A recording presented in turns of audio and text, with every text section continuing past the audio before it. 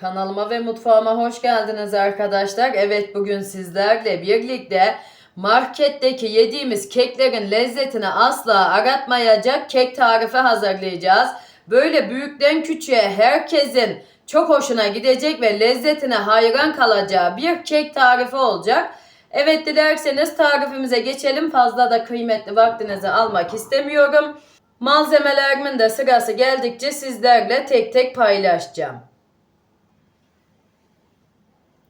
Evet, kabımın içine 2 tane oda sıcaklığında yumurtamı alıyorum. Yumurtanızın oda sıcaklığında olmasına dikkat edin. Dolaptan direkt alıp kullanmayın. Kekimiz güzel kabarmaz o zaman. 1 su bardağı da şeker ilave ediyorum. Evet, şimdi yumurtam ve şekerimi köpürene kadar çırpacağım.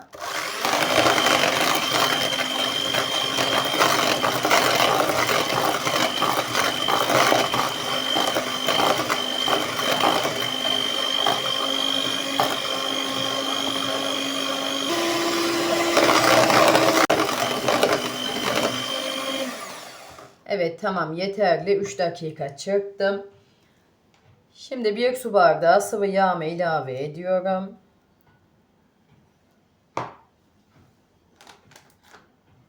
Bir bardak da sütümü ilave ediyorum. Sütümüz de oda sıcaklığında olacak. Direkt dolaptan çıkartıp da kullanmayın. Yine kekimiz güzel kabarmaz. Sütümüzü soğuk kullanırsak. Evet, şimdi bir unumu ilave etmeden önce 3-4 saniye karıştıracağım.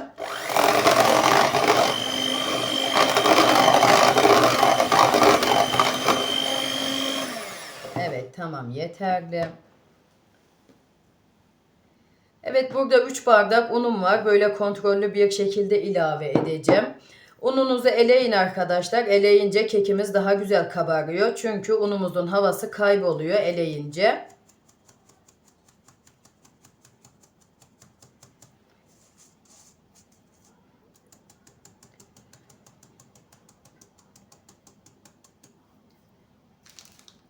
Evet, vanilyamı ve kabartma tozumu da eleyerek ilave ediyorum.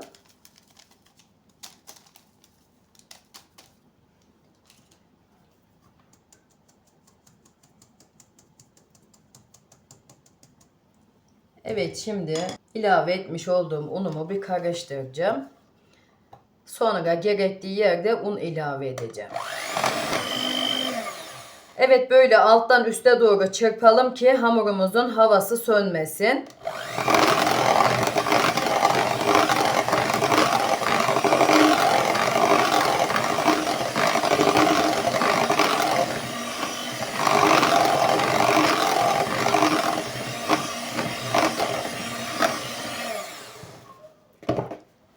Evet, biraz daha un ilave edeceğim. Sizler de ununuzu kontrollü bir şekilde ilave edin arkadaşlar. Çünkü neden derseniz unumuzun kalitesinden, yumurtamızın büyüklüğünden veya küçüklüğünden un miktarımızda da değişiklik gösterebiliyor, bilginize.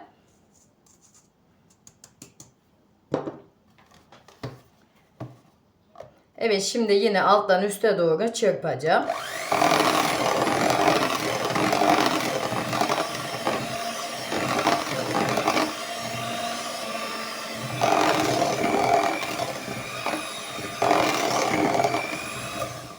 Evet, tamam, yeterli. Pürüzsüz hale gelinceye kadar çırptım 2-3 dakika. Evet, şimdi bir pakette çikolatalı puding ilave ediyorum. Bunun bihterli olanı da var. İsterseniz bihterde de kullanabilirsiniz. Evet, şimdi hemen pudingimi de ilave ediyorum. Evet, şimdi yine tekrardan alttan üste doğru çırpacağım.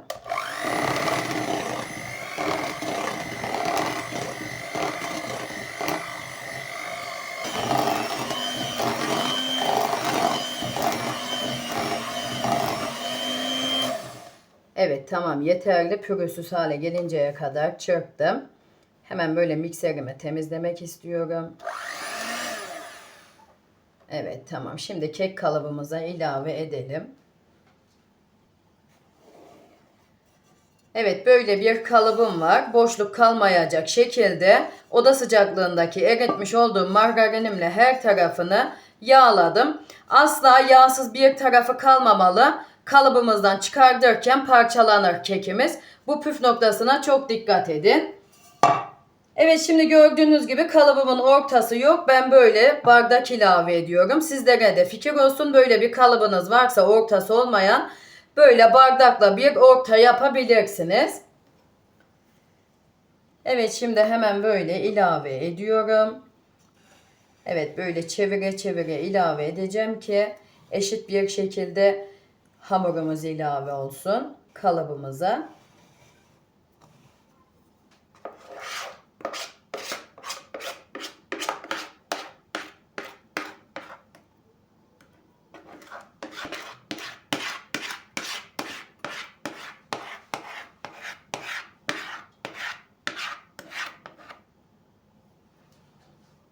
Evet, tamam. Evet, tamam. Şimdi fırınımıza ayarlayalım ve kekimizi katıp pişirelim. Onun öncesinde hemen bunu belirtmek istiyorum arkadaşlar. Aslında kek çok kolay bir tarif gibi görünse de aslında kekin püf noktaları çok. O yüzden de bu vermiş olduğum bütün püf noktalarına dikkat ederseniz benim gibi böyle çok güzel kabaran kekler elde edersiniz. Yani çevremden çok soran var. İşte biz kek yapıyoruz ama hamursu oluyor, tutturamıyoruz, seninki gibi olmuyor. İşte bu vermiş olduğum püf noktalarına dikkat ederseniz çok güzel kabaran kekler elde edersiniz. Bunu da hemen belirtmiş olayım. Evet, hemen böyle son olarak da damla çikolatamı ilave ediyorum ve sonra fırınımın içine ilave edip pişireceğim. Evet, damla çikolatasını istediğiniz kadar kullanabilirsiniz. Yani damak zevkinize göre kullanmaya da bilirsiniz. Evet, şimdi fırınımı alt üst fan ayarlı 190 dereceye ayarlayacağım. Önceden 10 dakika ısındıktan sonra katıp pişireceğim. Her tarifimde olduğu gibi bu tarifimde de belirtmek istiyorum. Sizler kendi fırınınızın ayarına göre ayarlayıp pişirirseniz daha güzel sonuçlar alırsınız. Çünkü fırınlarımızın markası aynı olmadığı için pişirmede de değişiklik gösterebiliyor, bilginize.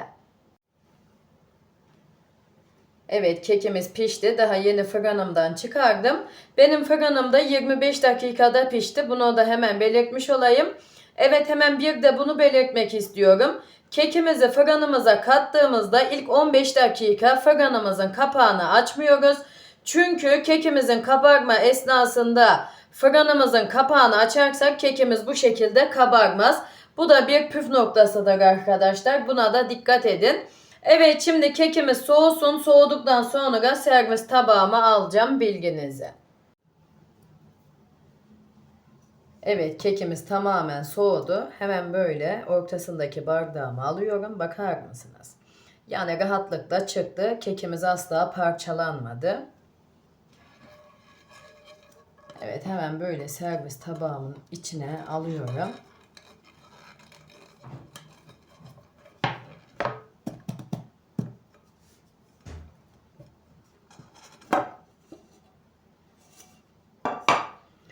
Yani bakar mısınız, asla kekimizde parçalanma olmadı. O kadar güzel bir kek tarifi oldu ki kesinlikle hepinize tavsiye edebileceğim. Kesinlikle bağımlısı olacaksınız bu kek tarifinin ve bütün bildiğiniz kek tariflerini unutacaksınız. Bundan emin olabilirsiniz.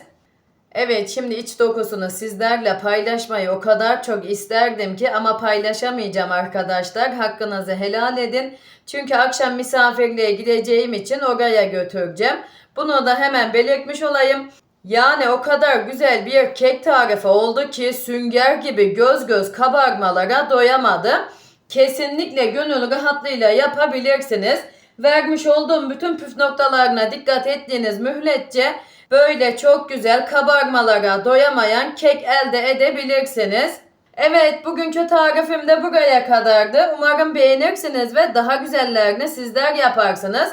Yine aklınıza takılan sorularınız olursa tarifimle alakalı yorumlar kısmına yazarsanız elimden geldiği kadar hızlı cevap vermeye çalışıyorum.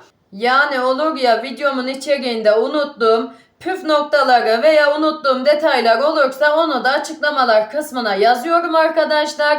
Hem videomu izleyip hem açıklamalar kısmına da bakarsanız daha güzel tarifimden sonuçlar alırsınız. Bunu da hemen belirtmiş olayım. Yine tariflerimi beğeniyorsanız sosyal medyalarınızda sevdiklerinizle paylaşırsanız daha büyük kitlelere ulaşmama neden olursunuz. Beni de çok mutlu edersiniz. Evet, kendinize iyi bakın. Allah'a emanet olun. Hoşça kalın.